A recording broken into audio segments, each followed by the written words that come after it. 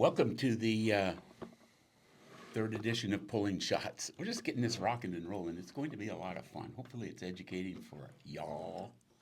I know it's going to be fun for us. Yeah, I think so. We decided to talk cut the chat and talk about cold brew today. Yeah.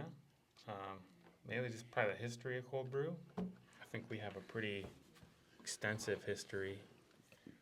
Yeah, it is. Couple different It is. It's kind of funny how it all evolved. Back in the '90s when we started retail stores, there wasn't anything as iced coffee or cold brew for sale. Nothing cold. You didn't even have ice. It was all hot, Yeah. unless you wanted an Italian soda or a cremosa.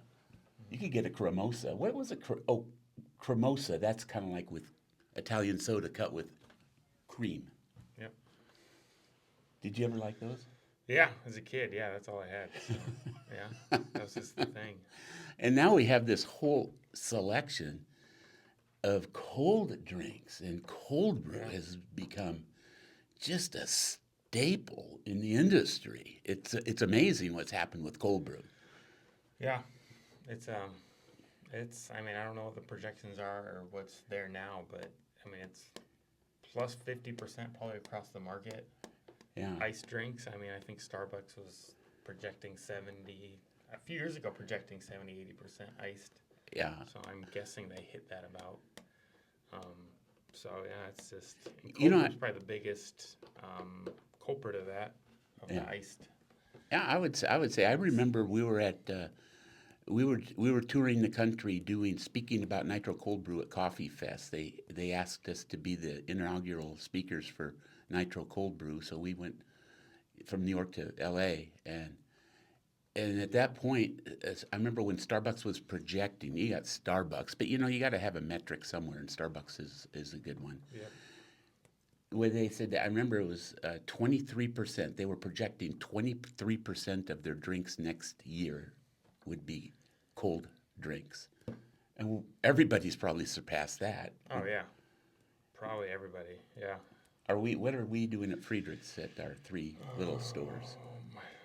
I guess it's about 50. I would be surprised if it's below 50. It's probably 50, 60%.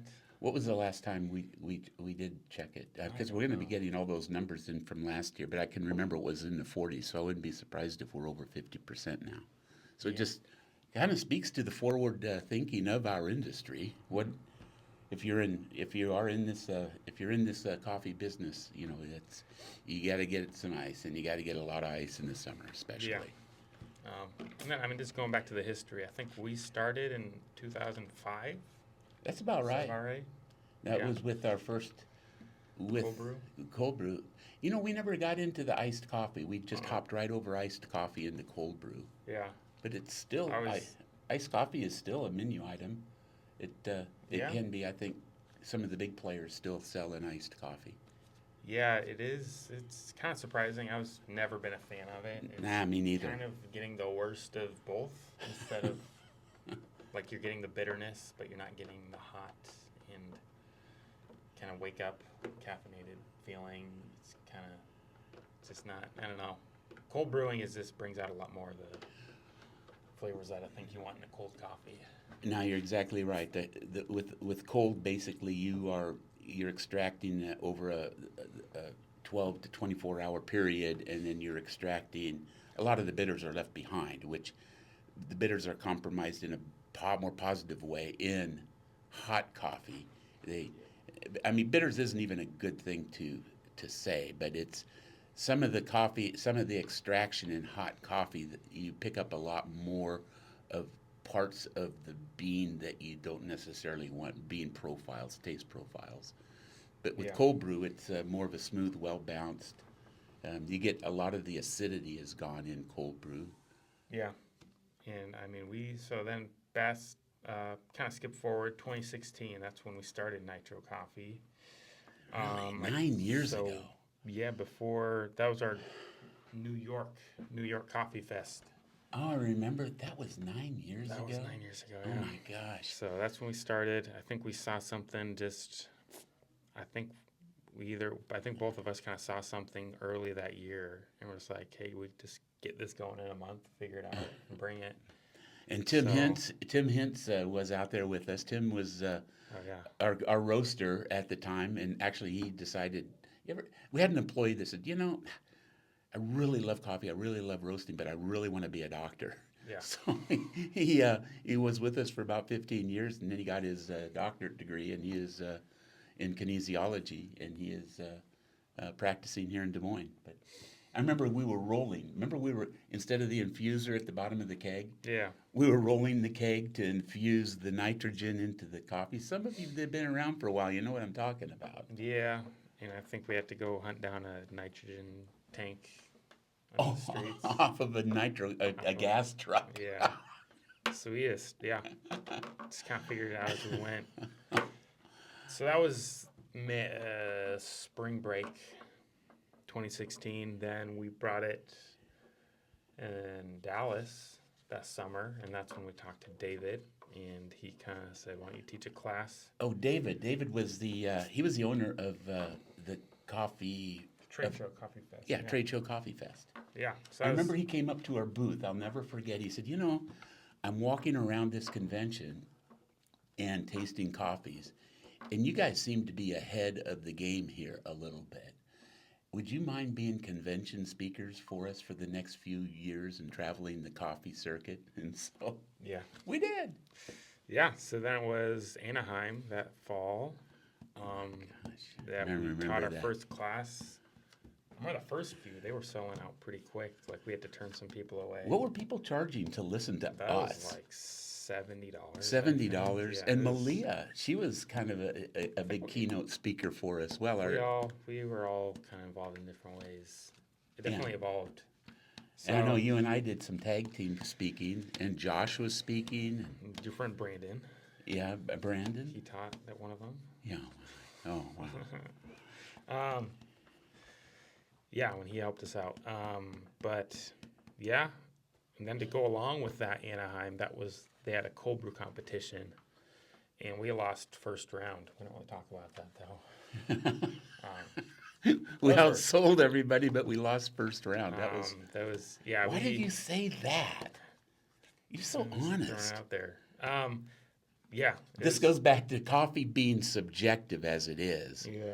And I think a lot of the people were wanting to lean into a real light roasted nitro cold brew.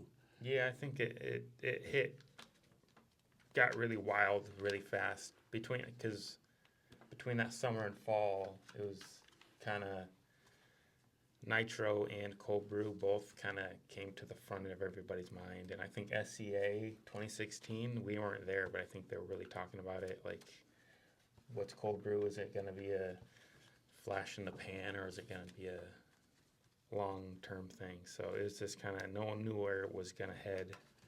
But there was a lot of really light nitro coffees. And I guess at that show. That's the beautiful thing about coffee. It's subjective. Yeah. Everybody. One thing we don't do at Friedrich's, we've developed. We're roasting hundreds of gallons of cold brew every week for our store. So we know we have a taste profile that people do like and are attracted to.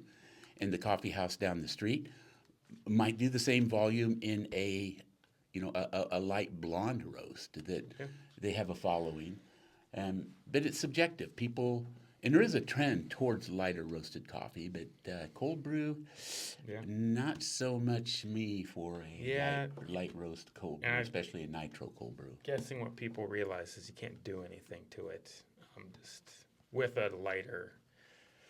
What do you mean? You can't do anything with it? People like, just more recently, people started, like Starbucks created a whole line, like their sweet creams or their different. They have different sweet creams now. They have multiple types, and then they have the not soft top, but topping. I can't remember what they call it. Everyone kind of calls it something different. Yeah. But when you start adding syrups and sugar and toppings and stuff, the light roast coffee just kind of, it definitely doesn't really blend as well. It kind of just opposes each other. So the coffee taste profile goes away. I think at the end of the day, adding a lot of different things to coffee. It's what's selling right now to the mass market. Yeah. But we have a lot of purists that come to in our business. I want a cold brew. The most they'll do to it is cut it with cream, and Yeah. that's the way I like it. Yeah. So moving on from that, we started Nitro Coffee with Boone Valley and distributing with Johnson Brothers. Oh, I remember that. So that was 2017. I remember we were driving up to Boone Valley in the summer, Yeah. and I'm not a morning person. I am not. But I wanted to go up there and just to see how it's getting established. And you had the top and the sides off your Jeep. Yeah. And I was freezing all the way up, and you were just kind of like toughing it out and talking about me as being a lazy, old, cold, old man. Yeah. Yeah, that was you. So yeah, that was kind of fun, just from the ground up, working with some of the beer.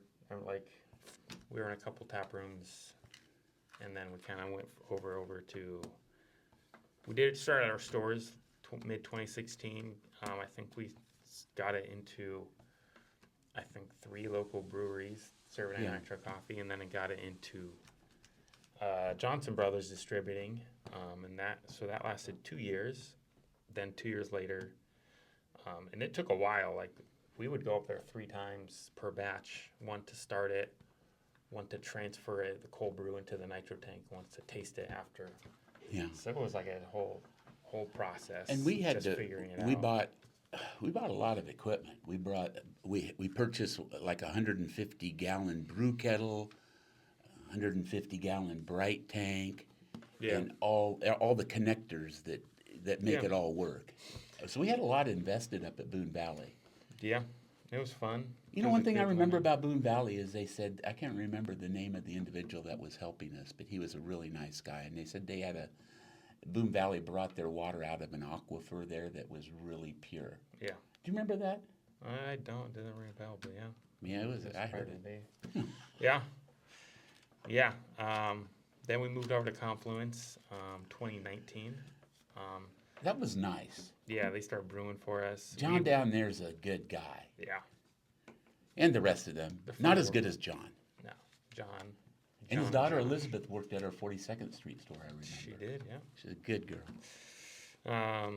Confluence, and we already had a relationship with them, like brewing. I think they would kind of get some ground coffee from us, put it in a batch. So then we moved down there 2019. And they did and then they started doing, they got a beer called Gray's Lake Nessie? Yeah, I think that's what started, yeah. That's what started our relationship with hazelnut coffee in there. So. Yeah, and I remember going into Hy-Vee, going into Hy-Vee, and they said, they told me that Gray's Lake Nessie cut with our coffee is one of their top 3 sellers during the fall time of the year. Yeah. So, I'm not a beer drinker. Yeah, but it's cool. Yeah. Cool to be part of it. And I know it's kind of like the coffee industry. They're all just happy to be there. Yeah. Everyone's just, it's not super cutthroat industry. People are always happy. And it's fun promoting coffee. It's fun promoting something you love. Yeah. One thing I recall, and this is we thought there was, when we were teaching the classes, and I think we taught maybe 7 or 8 classes around the country over 2 years. Actually got it is 2016 through 2019. Okay. So, yeah. That's about right. Because they do 3 a year. And we thought, would we cannibalize our cold brew? Is there room enough for another label? Like, if you had cold brew and you brought on nitro cold brew, is nitro cold brew going to cannibalize your cold brew line item on your menu? And we found that not to be true. Yeah. If anything, it accelerated the cold brew. Yeah, just kind of one promotes the other. Just bring awareness to both. Yeah. One thing I thought too is and I think we started off with a big splash with our nitro cold brew. Yeah. And it's kind of, I think it just jump started the entire industry, took it to the next level. Especially the cold brew, but then our nitro cold brew is it's tamed down a little bit since we first were introduced it, wouldn't you say? Yeah, it's probably a little more special, like cold brew. People just go to a shop and ask for cold brew, knowing they'll have it. But nitro is something you kind of have to see it, and it's got to be more like more advertised or available, because not everyone has it, and not everyone has a good like. It's a lot more unpredictable, I think, if it's even available. So when if you're Yes. just going to a shop and say, "Hey, I just want a cold brew," you don't have to. Yeah. There's no guesswork in it. So. Yeah. Exactly right. And I think with when we went down with John and his team down at Confluence, we ended up. They ended up buying all of our equipment from us, the 150-gallon bright tank and brew kettle and all the other equipment that went along with it. And they just started manufacturing it there. Yeah.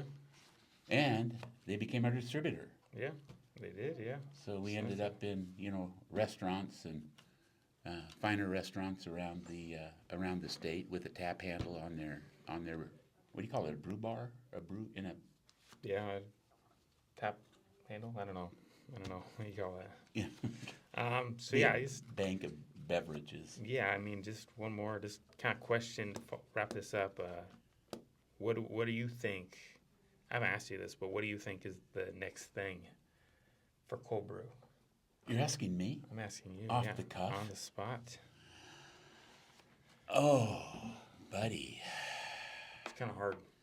I don't know. I think we took, and thanks for asking me off the cuff. I think we took such a solid, strong swing at it with nitro Yeah. that was going to be so revolutionary, and it still is. It's the market it still has momentum, but I think we started early and it's peaked. It's peaked early for us. Yeah. But I think time's going to have to play a little part for the next wave of what happens with coffee in a cold environment. I don't